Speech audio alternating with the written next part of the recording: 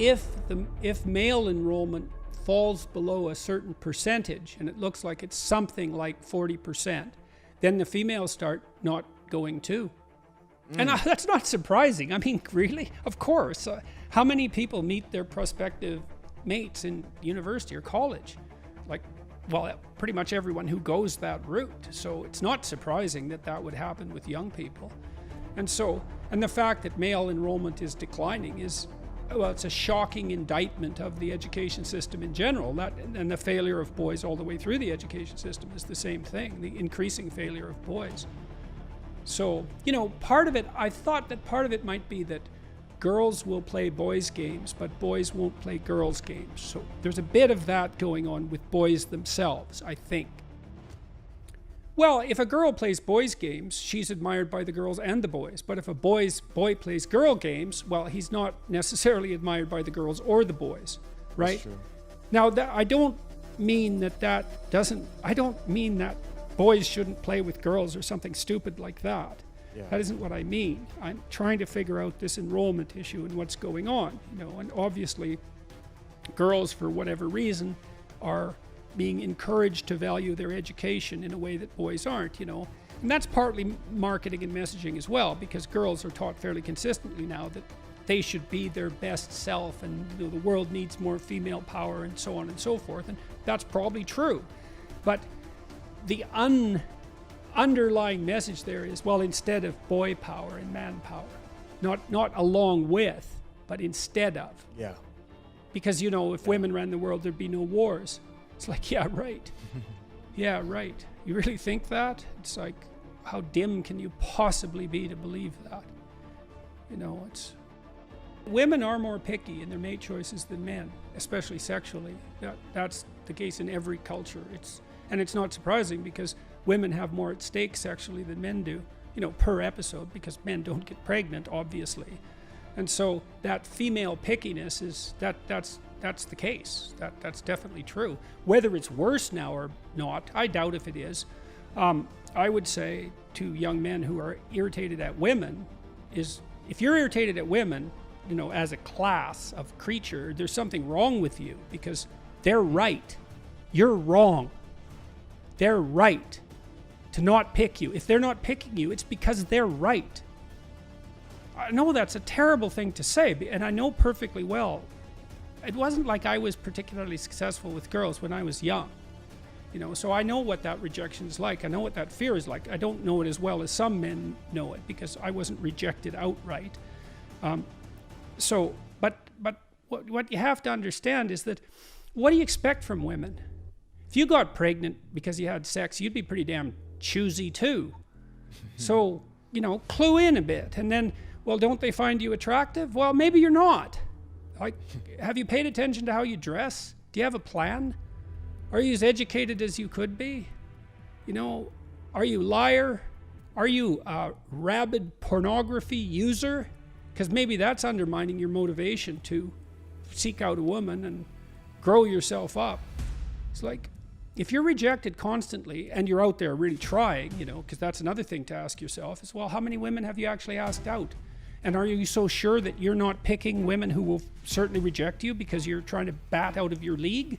Because you might be. So, and I'm speaking about this as a clinician too, because I had plenty of men in my practice who were, you know, radically unsuccessful with women. I had one man in particular. He was so afraid of women, he couldn't use the phone. He was too afraid of everyone to use the phone. And he had been bullied like mad, and you know, he had his problems. So I know what this is like, but pornography is a big problem. It's a big problem. It's a real curse, that pornography, in my opinion, because it's an easy out. And so we don't know what the consequences of that are. You know, starting to understand some of them. But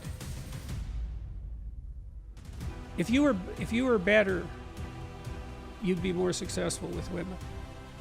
So you have to have that in your mind. And you cannot be angry at women. It's stupid. Women, it's like women being angry at men. It's a sign of psychological trouble, that. be a little stronger, dress a little better, speak a little more clearly, aim a little higher, like, and practice that, you know, and that'll work. Now, you know, I know that that's more difficult for some people than others, because some people bear incredibly difficult developmental burdens, you know, and I'm not saying that this is easy, but I'm saying that it's a useful reaction. Like, what else are you going to do? What else are you going to do? Complain about women? You know, I've seen that in men. I went out with a group of men who were having trouble with their wives, and they'd gone off to this like couples retreat, and it was mostly rubbish, although they were trying a bit to get their lives together. And I spent a whole day with them. There were 3 of them, and one of them was a guy that I'd known for quite a while, and every single word he said was a lie. And all these 3 did the whole day was complain about their wives. And I thought, what the hell's wrong with you guys? Like, you picked them. They're these women you picked, you know, and maybe they have their flaws, but they're your wives. And that's how you talk about them? And you think they're the problem? You're so dumb that you don't even know that you shouldn't badmouth your wife. Just because she's your wife. Like when Tammy and I got married, we had a discussion about that. It's like, she has her flaws and I have my flaws, but I'm her husband and she's my wife. And there's a certain respect that goes along with that category, if you have any sense. And so that's an extension of the same thing. You know, it's best to look to yourself. Now and then you can, you know, things have gone rotten in society, and you have to bear your responsibility. You have to address that at a social level and a communal level. But fundamentally, it's like, and you do so much less harm if you look to yourself first as the problem. And believe me, you're plenty of problem for you. You're all the problem you need for you. That's for sure. If someone came to me and told me that, the first thing I would do is listen to them for like 10 sessions. Just to find out what they're thinking and to find out what the problem actually is, because they think they know what the problem is. You know, it's these picky women, and that could be the problem. You know, for them it might be. Maybe there's a demographic issue or a community issue that I don't understand. So I wouldn't assume that I knew what the problem was. But those sorts of things, in my experience, have to be solved at a high level of detail, like at high resolution. So let's say you are having trouble finding a mate.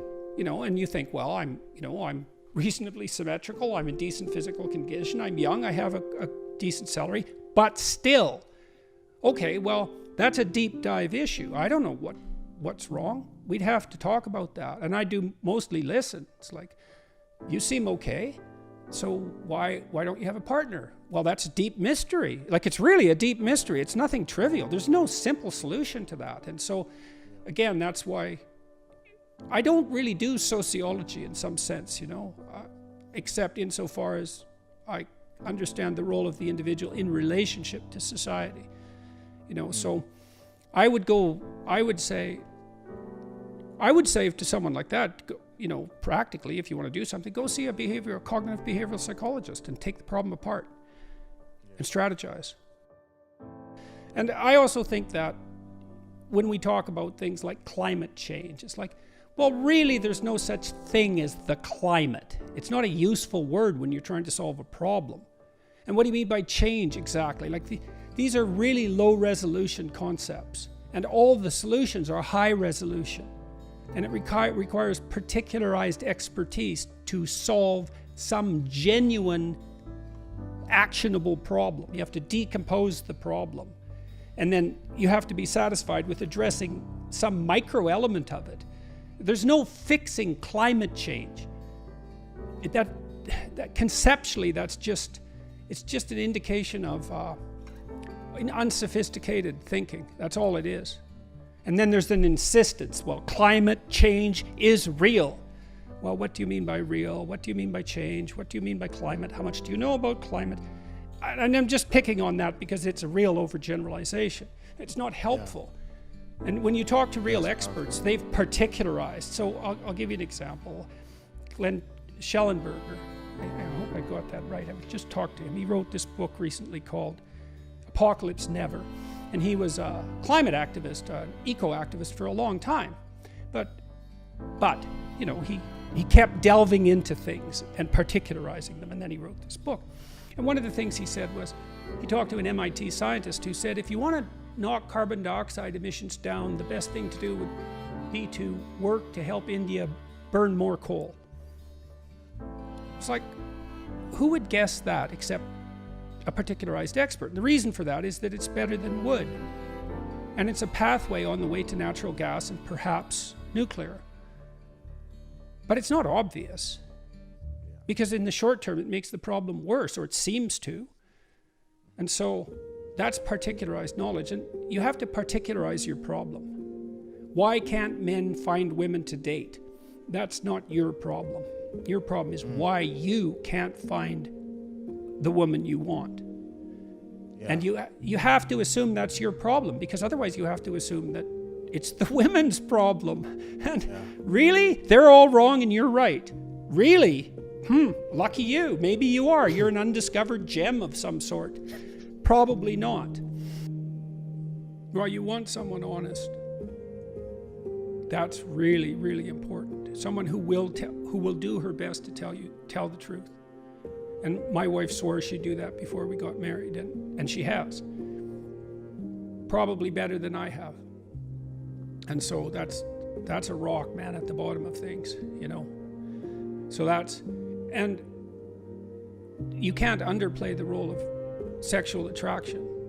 And that's a mysterious thing. And so that's crucial as far as I'm concerned.